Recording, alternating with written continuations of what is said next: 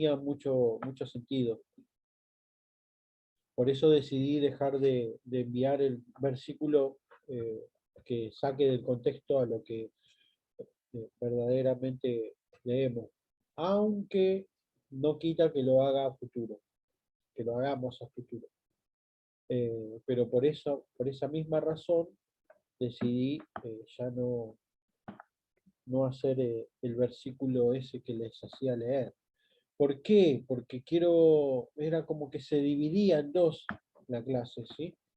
Si bien está bueno para marcar algún concepto o marcar algo que vamos a ir viendo durante la reunión, si es necesario a futuro seguir haciéndolo, no quita que sea una herramienta, porque está bueno porque ese versículo que tocábamos es una herramienta que significan bases cristianas, ¿sí?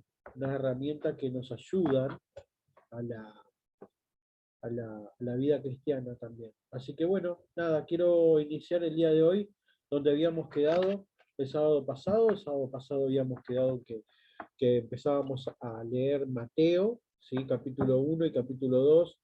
El fin de semana pasado vimos cómo iniciamos la carrera por Mateo, luego de haber pasado por todo lo que pasamos, los años de oscuridad, lo que nos íbamos a encontrar en el libro de Mateo, con fariseos, con saduceos, con los personajes y las etnias que se fueron creando a lo largo de esos 400 años de oscuridad.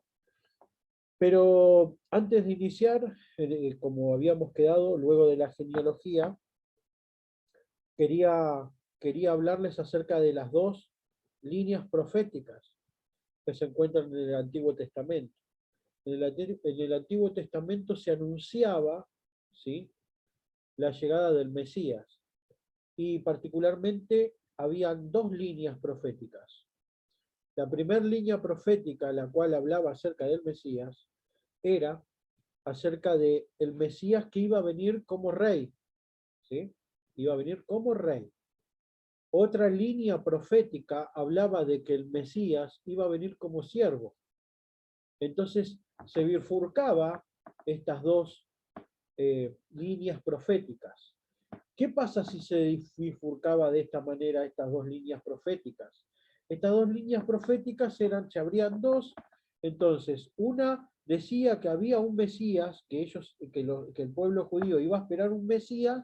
Este Mesías, la primera línea, lo destacaba que iba a venir como rey a reinar, ¿sí? Luego, la otra línea profética decía que iba a venir como siervo. Por esta razón, es necesario que ustedes entiendan estas dos líneas proféticas, que es necesario saberlas. ¿Por qué? Porque el pueblo judío, aún el día de hoy, ellos no tienen el mismo calendario que tenemos nosotros, el gregoriano. El calendario de ellos va por el año 5000 y pico, ¿sí? ¿Qué significa esto? Que ellos no creen en el antes de Cristo y luego de Cristo. Por eso ellos van por el año 5000 y pico. Entonces, ¿qué significa? Que el pueblo judío sigue esperando el Mesías, ¿sí? ¿Por qué?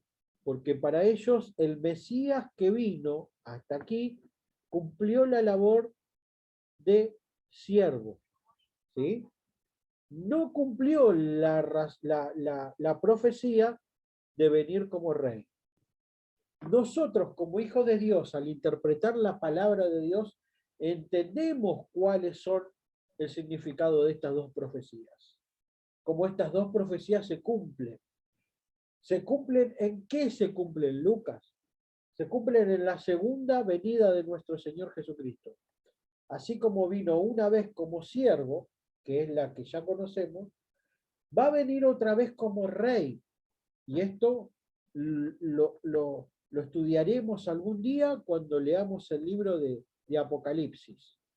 Va a venir como rey a reinar sobre la tierra y va a venir a reinar juntamente con la iglesia que somos todos nosotros. O sea, ahí se cierran las dos líneas proféticas del Antiguo Testamento. La primera, que dice que viene como siervo, que es la que ya se cumplió, y la segunda, que va a venir como rey, que es la segunda venida de nuestro Señor Jesucristo. Ahora, tengo dos versículos para que entiendan, a ver, esto de las dos, de las dos, de las dos venidas de nuestro Señor. ¿Ven? Acá, tengo el primer versículo. Ay, ¿qué pasó? ¿Se me apagó la computadora?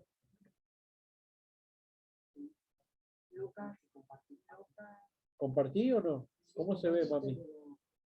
¿Se ve? ¿Se ve Isaías? Ahí está. Bueno, ahí está. Isaías 53, Isaías 53, 7 dice de esta manera. Angustiado él y afligido, no abrió su boca, como cordero fue llevado al matadero, y como oveja delante de sus trasquiladores, anunció y no abrió su boca. Enmudeció, perdón. Como oveja delante de sus trasquiladores, enmudeció y no abrió su boca. Esta es una línea profética. La primera línea profética está anunciando de que él va a venir como siervo. ¿Ven que Isaías profetizaba? Isaías profetizaba y decía que iba a venir, ¿sí? Afligido, sin abrir la boca, como un cordero, fue llevado a donde, al matadero. Entonces, muchos judíos no creían que Jesucristo iba a ser el gran libertador porque muchos judíos los estaban esperando como al libertador, lo sigue esperando como ese rey que iba a venir a reinar, ¿sí?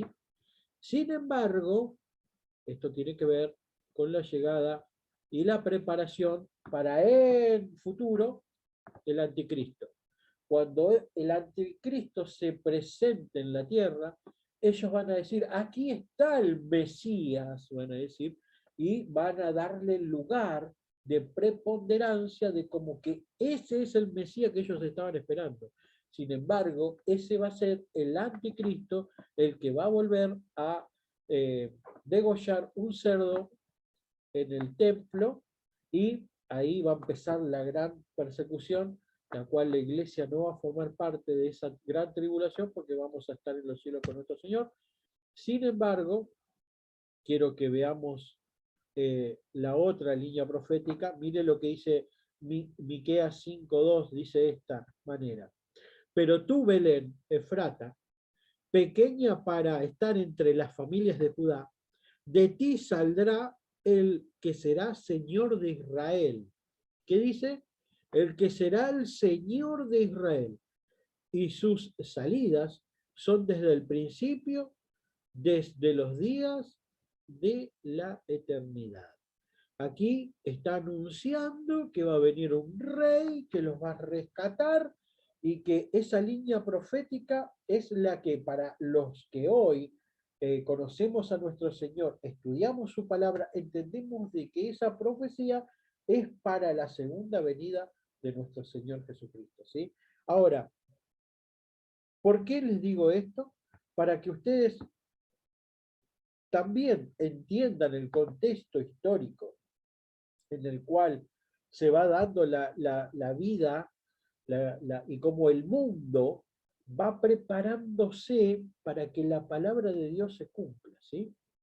Bueno, era necesario, ¿sí?, que tengan este conocimiento de las dos líneas proféticas. Por eso hay judíos que todavía siguen esperando al Mesías, ¿sí? Y para ellos todavía no vino, por eso viven en el año 5000 y pico de años, ¿sí? Y para ellos no hay año cero como lo que tenemos nosotros en nuestro calendario. ¿Por qué? Porque para ellos el Mesías todavía no llegó. Sí reconocen muchos que Jesús era un buen profeta, pero no era el Mesías esperado. Porque no les entra en la cabeza cómo puede ser que sea que haya sufrido tanto y que haya padecido tanto, ¿sí?, por las personas. Ahora, seguimos con el libro de Mateo. ese era un bonus track para que más o menos contextualicemos un poco nuestra mente y bueno, sigamos puliendo algunos pensamientos. Ahora, quedamos luego de la genealogía. Luego de la genealogía, el libro de Mateos, llegan dos personajes tremendos, ¿sí? ¿Sí? Empieza el nacimiento de Jesús y es relatado el nacimiento de nuestro Señor Jesucristo, pero en ese relato hay dos personas muy, pero muy importantes en este relato. En este relato, que nos cuenta el libro de Mateo, podemos encontrar a los dos grandes personajes de esta, protagonistas de esta historia, que es José y es María. Ahora, estos dos personajes, ¿sí? Muchos adoran y otros menosprecian a estos dos personajes. Si vamos a la Iglesia Católica, ellos los veneran, ellos adoran a María, ¿sí? Pero también tenemos la línea que somos nosotros los evangélicos, que muchos hemos caído en el error de menospreciar por ir en contra de la Iglesia Católica y menospreciamos a María, ¿sí? Y menospreciamos a José. Cosa que da tanto de un lado como del otro, están los dos equivocados. ¿Por qué están equivocados estas dos posturas? Porque no está bien ni una ni la otra. No está bien venerarlos, pero tampoco está bien quitarle la importancia que esto se merece, porque tanto María como José eran personas idóneas elegidas por el Señor para llevar a cabo el plan de salvación y la crianza y la educación de nuestro Señor Jesucristo. Ninguna de estas dos posturas está bien, ya que ellos fueron muy importantes para el plan de salvación.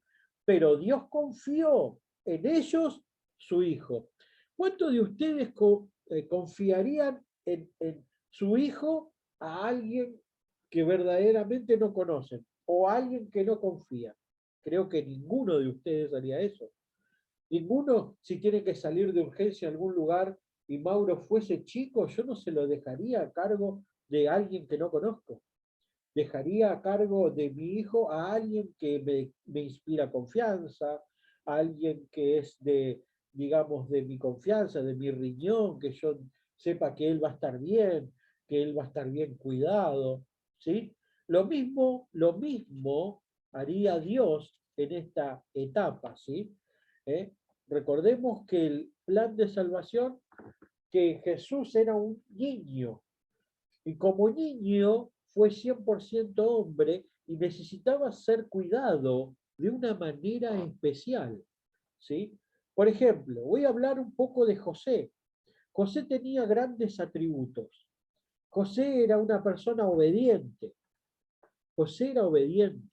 Se le presentó un ángel a José y le dijo, ¿sí?, que María había sido embarazada del Espíritu Santo. Imagínense cuántos de ustedes les llega un ángel de noche en una visión y le dice, no, yo embaracé, tu esposa está embarazada del Espíritu Santo. Y vos te despertás y decís, no, es algo imposible, no lo creo. Pellizcame, porque no. Y cuántos hombres hubiesen repudiado a su esposa, a su mujer. Sin embargo, la ley amparaba este suceso. Los voy a situar en este suceso. José, según la ley escrita por Moisés, ¿sí?, y las costumbres de ese tiempo, decía que cualquier mujer que había sido adúltera tenía que ser, escuchen, enterrada hasta esta parte, hasta el pecho. Debía ser enterrada en tierra y apedreada, ¿sí? Las personas podrían agarrar piedras y tirarle piedra hasta causarle la muerte. Esto es lo que la ley amparaba a José, que podría haber hecho con María. Por eso, al leer, al leer las primeras notas aquí en Mateo, ustedes podrían haber leído donde dice que que a él, ¿sí?, le era lícito dejar a su esposa, ¿sí? Que era, mire, José, su marido, como era justo y no quería infamarla, dice el versículo 19, quiso dejarla secretamente. José tomó la decisión de dejar a María, porque había quedado embarazada, y ellos no habían tenido relaciones sexuales todavía, lo que significaba que ese hijo que ella esperaba no era de él. Entonces, ¿qué dice la palabra de Dios? Que José era una persona justa. No quiso infamar, no quiso divulgar o hablar mal de María. Lo que quiso hacer es dejarla encubiertamente, irse, desaparecer, no infamarla, para que no caiga sobre ella el peso de la ley de aquel tiempo. Entonces, esto nos habla de lo bueno y obediente y justo que era José. José era una persona piadosa. José era una persona trabajadora. ¿Sí? Mauro, ¿cómo hago para ver si hay gente en la línea? Bueno, sigo. José era trabajador. ¿Por qué digo que José era una persona trabajadora? Porque eh, a Jesús, a Jesús se lo conocía, a Jesús se lo conocía como el hijo del carpintero. Oigan, a Jesús se lo conocía como el hijo del carpintero. O sea que esto hablaba muy bien de José también. José era un hombre trabajador, a pesar de que eran pobres. ¿Por qué sabemos que José y María eran pobres? Porque cuando iban a presentar a su hijo al templo, las personas que eran pobres debían llevar palomas. Y esto lo encontramos en el relato del Evangelio, ¿sí? Ellos llevaban una paloma para sacrificar en nombre de su hijo. Por eso, las personas que no tenían para comprar un cabrito, ¿sí?, tenían esta costumbre. Llevaban consigo las palomas para el templo, para rendir adoración. Ahora, ¿qué significaba esto? Que su estado económico eran pobres, no eran personas de mucho dinero. Sin embargo, ellos eran las personas idóneas para llevar a cabo el plan de salvación. Era obediente a la ley civil. Como ven aquí en la imagen, ¿sí?, está embarazada María de Jesús y José llevando a María. ¿Hacia dónde la llevaba? En aquel tiempo se largó un censo. El imperio, ¿sí?, dominador largó un censo para todas las provincias donde habitaban.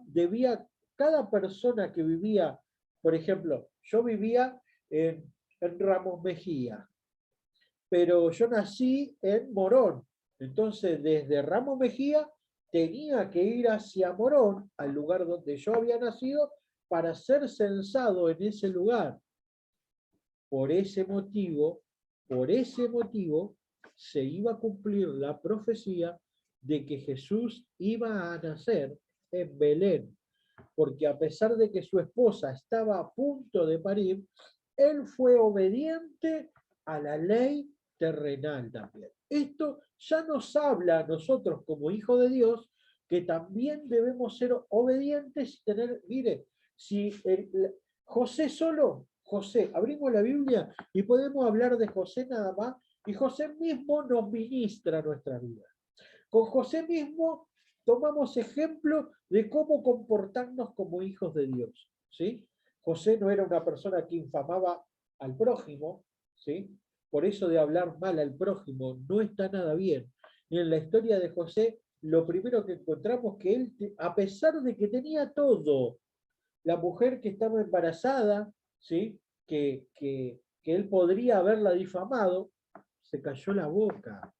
Imagínense, si no, esta historia, o la Biblia sola, esto no está en el relato, pero lo podemos deducir de la palabra de Dios estudiando solamente acerca de la vida de José. Miren, miren si no hay tanta riqueza en la palabra de Dios. José, un hombre justo. Miren si no es el modelo para nosotros, hijos de Dios. Ser hombres trabajadores, ¿sí? Con el cual podemos llevar el alimento a nuestra casa. Ser justos, ser obedientes cuando Dios nos manda a hacer algo. ¿Eh? Miren, él no conocía que él iba a ser el... Él estaba cumpliendo la ley civil. Él estaba en Belén para cuando iba a hacer el censo, de esa manera, ahí iba a nacer Jesús e iba a cumplir la profecía que acabamos de leer, ¿sí? Que acabamos de leer en Miqueas, ¿sí? La profecía de Miqueas que acabamos de leer, donde dice de que en Belén, Efrata, vieron que yo les leí recién, pero tú, Belén, Efrata, pequeña para estar entre las familias de Judá. ¿Por qué pequeña? Porque Belén era el pueblo más pequeño de la región del pueblo de Israel. Belén era la más pequeña, ¿sí? Mire cómo Miqueas está declarando una profecía que en este tiempo, en este momento, se estaba por cumplir.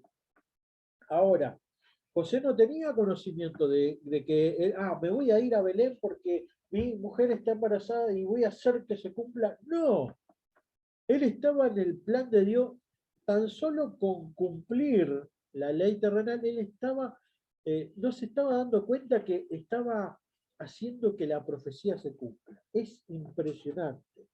Luego, lo que sí sabemos de José es que José muere joven, ¿sí? Ahora, ¿por qué? Porque cuando Jesús comienza su ministerio a los 30 años aproximadamente, así dice el libro de Lucas, dice que no se escucha porque No se escucha, no sé si estoy yo. sí, seguramente no habilitó el micrófono. Bueno, voy a seguir.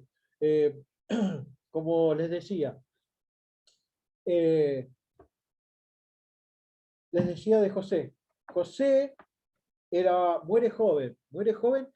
¿Por qué? Lo deducimos porque cuando Jesús comienza su ministerio a eso de los 30 años, más o menos de edad, no figura José, no se menciona a José nuevamente, no se lo menciona. O sea, se menciona solamente a María. Esto nos habla de que José muere joven. La Biblia no dice acerca más nada de José que lo que encontramos aquí en el Evangelio.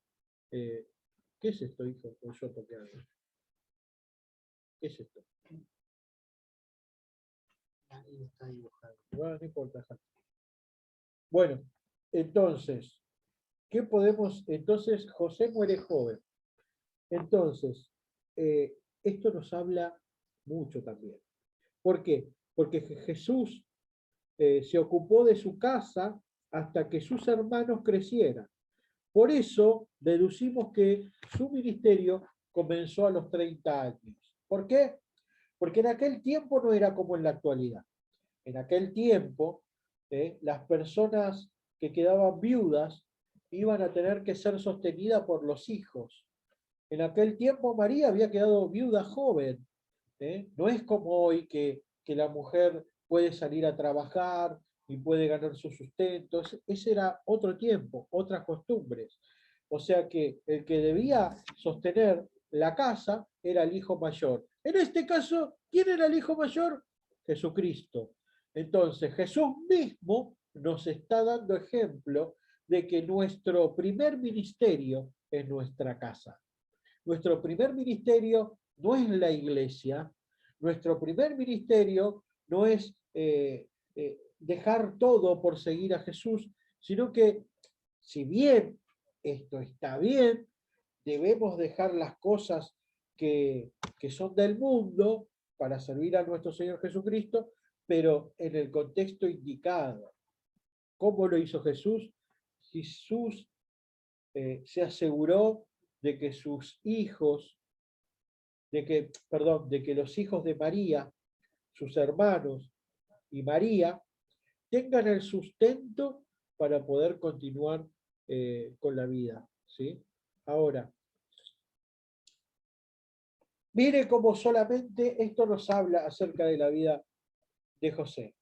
Luego, de María. María podemos encontrar de que era una mujer consagrada. Ella era una mujer consagrada al Evangelio, ¿sí? Siempre siguió a Jesús. En todo tiempo, los Evangelios relatan que siempre seguía a Jesús, María siempre al lado de él. Era una mujer espiritual. María era una mujer espiritual. Ahora, ¿qué más podemos encontrar en el relato de María? Vieron que les dije que sigamos leyendo el Evangelio. Cuando seguimos leyendo, nos vamos a encontrar con la historia de los magos, con los reyes magos, aquellos personajes que caen, ¿sí? Delante de la presencia de Dios y traen sus obsequios, regalos. Pero bien, cuando los magos se presentan delante de Jesús, los obsequios que ellos traían fueron todos para Jesús. Ninguno fue para María. Imagínense si había un momento indicado, un momento en la historia especial para que se lleve toda la adoración, hubiese sido ese momento. María, ¿sí? Si era requerido que nosotros la tengamos como la intercesora, como lo cree los católicos, imagínense que en ese momento era el indicado para haber recibido adoración. La palabra de Dios nos enseña que esto no fue así, que la adoración fue solo para Jesucristo, el niño que había nacido en ese momento. Bien, los magos, encontramos con la historia de los magos, ¿sí? Ustedes hasta ahí leyeron el relato del nacimiento del Señor Jesucristo. Luego viene la visita de los magos en el capítulo 2. En el capítulo 2 dice que viene la visita de los magos. Los magos no eran tres. ¿Por qué? ¿Por qué no eran tres? No eran tres, ya que su llegada revolucionó a todo Jerusalén. Jerusalén era en la capital central y era un lugar amplio, ¿sí? Lo cual nos relata de que era imposible que solamente tres magos, reyes magos, ¿sí? Revolucionen, ¿sí? A semejante ciudad. A la ciudad que era un lugar amplio, por eso tres magos era imposible. Imposible que haya sido revolucionado por solamente tres magos. No son magos porque hacían magia. ¿Qué significaba? No eran magos porque no viene la palabra mago de la palabra que lo que conocemos hoy, ¿sí? Acerca de aquellos que hacen magia. No eran magos, sino que eran sabios, ¿sí? Sino que eran sabios, que servían a reyes. Se supone que Daniel, siendo sabio de Nabucodonosor, ustedes habrán leído el Antiguo Testamento, en el Antiguo Testamento está el libro de Daniel, donde relata Daniel, ¿sí? Que fue llevado cautivo a Babilonia, y se supone que Daniel fue quien les transmitió a sus allegados, a los otros sabios que había dentro del reino de Nabucodonosor, se ve que les enseñó acerca de las profecías bíblicas. Por eso se cree que estos sabios también estaban esperando la llegada del Mesías. Recuerden que los magos son llamados magos, pero en aquel tiempo, ¿sí? Son los que son conocidos como los sabios, los consejeros del rey. Después, luego de la visita de los magos, encontramos la matanza de los niños, ¿sí? Cuando Herodes el Grande, ¿sí? Luego de que recibe José la visión del ángel que le dice que huya a Egipto, dice que se da ahí en Belén, se da la muerte de los niños, porque a través de haber alertado acerca de la llegada de los magos, alertaron al rey, ¿sí?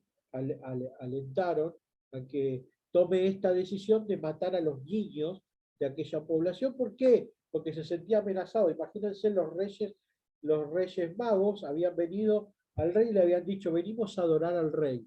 Pará, el rey soy yo, decía Herodes el Grande. ¿Cómo puede ser? Entonces se ve que le manifestaron la profecía, entonces tomó la decisión de matar a todos los niños de Belén. Ahora, ¿por qué este suceso no está escrito en los libros de historia?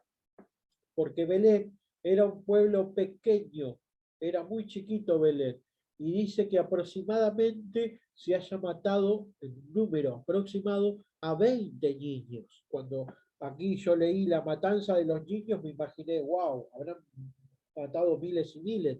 Lo que no quita el hecho grave del asunto, porque así hayan matado a uno, es muy grave, pero los contextualizo, ¿sí?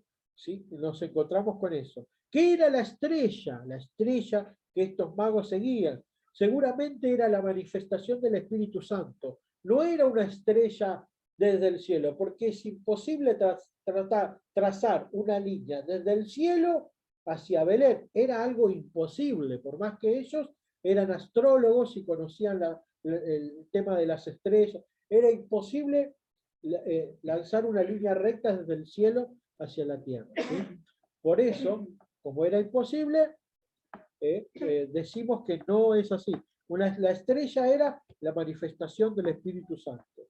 Los magos adoran al niño y no adoran a María, como recién se los dije. Pero quiero concluir con esto.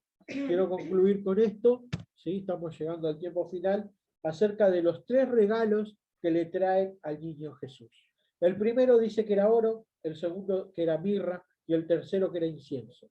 Estos 3 significaban que eran el ministerio de Jesucristo. El ministerio oro, porque el oro es signo de pureza, y de rey, ¿sí? De reinado. Era signo de pureza y de reinado. Por eso le estaban reconociendo a Jesús estos reyes magos. ¿Por qué se suponen que eran 3? Porque la Biblia declara acerca de estos 3 regalos. Entonces, como eran 3 regalos, imaginemos, listo, eran 3. Melchor, Gaspar y Baltasar. Listo.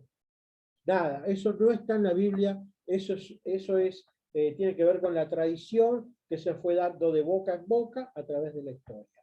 Pero eran 3 regalos lo que se les dieron los Reyes Magos. El primero, el oro, lo que significaba realeza, ¿sí? Que estaban reconociendo de que Jesucristo iba a ser el rey. Esto tiene que ver con la pureza del oro. El oro estaba diciendo, le estaban reconociendo como rey a ese niño que había nacido. Luego, la mirra. La mirra era un perfume. Recuerdan en los evangelios, y después leen los evangelios en algún momento, se van a encontrar con una mujer que rompe un jarro de perfume, ¿sí? En Jesús, en los pies de Jesús, ¿sí? Y eso aroma. Ese aroma invadió en aquel tiempo el lugar donde estaban. Ese aroma, ese perfume, en ese tiempo, en ese relato, la mujer que rompe el vástago de perfume, estaba preparándolo para aquel sacrificio que iba a hacer. Ya llegaremos a eso más adelante. Pero, ¿qué tiene que ver la mirra? ¿Qué tiene que ver el perfume? Para obtener esos perfumes, debían las esencias, o sea, estaban sus componentes, pasaban por un proceso de pura fricción, un proceso de rompimiento. para obtener la esencia de ese perfume, que era la mirra. ¿Sí? Esto significaba el proceso que iba a sufrir aquel niño, que iba a pasar ese proceso en la cruz, que nos iba a dar la salvación a cada uno de nosotros. Esto tiene que ver con el segundo obsequio que le dan los magos. El tercero y último obsequio que le dan es el incienso. El incienso era usado por el sumo sacerdote solamente. El sumo sacerdote en el Antiguo Testamento era el encargado de usar el incienso. Ese incienso era para ministrar la presencia de Dios. En la presencia de Dios era utilizado ese incienso, ¿sí? Para ministrar en la presencia de Dios, para preparar el holocausto, para preparar las ofrendas. En aquel tiempo eran ofrendas de cabras, ¿sí? Donde se derramaba sangre, ahí en el tabernáculo. Lo que le estoy hablando por ahí es muy confuso, pero habla del Antiguo Testamento. En el Antiguo Testamento, las personas para recibir el perdón de Dios necesitaban entregar un cordero, matarlos, degollarlo y entregar. Entonces las personas se suponía que al ver que el sacrificio del cordero iban a arrepentirse y llamarlo a convicción de pecado, pero eso solo era el símbolo de lo que Jesucristo iba a hacer en el futuro en una cruz. Por eso es el significado del incienso, el del sumo sacerdote. El sumo sacerdote. O sea que en los regalos de estos tres, de los tres reyes magos, que no eran tres, en estos tres regalos que trajeron esos reyes magos, vemos el oro, reconociendo de que él iba a ser el rey. Vemos el perfume, la mirra, que reconociendo de que él iba a sufrir en esa cruz del Calvario. Y también el incienso, que iba a ser el sumo sacerdote, aquel que abrió el velo en dos y hoy nos da libre acceso a la presencia de Dios sin ningún intermediario. Hoy accedemos a la presencia de Dios en cualquier momento y en cualquier tiempo, porque Él fue nuestro sumo sacerdote. Así que los aliento que sigan leyendo Mateo capítulo 3, capítulo 4, y el sábado que viene seguiremos con el relato de Mateo. Espero que se haya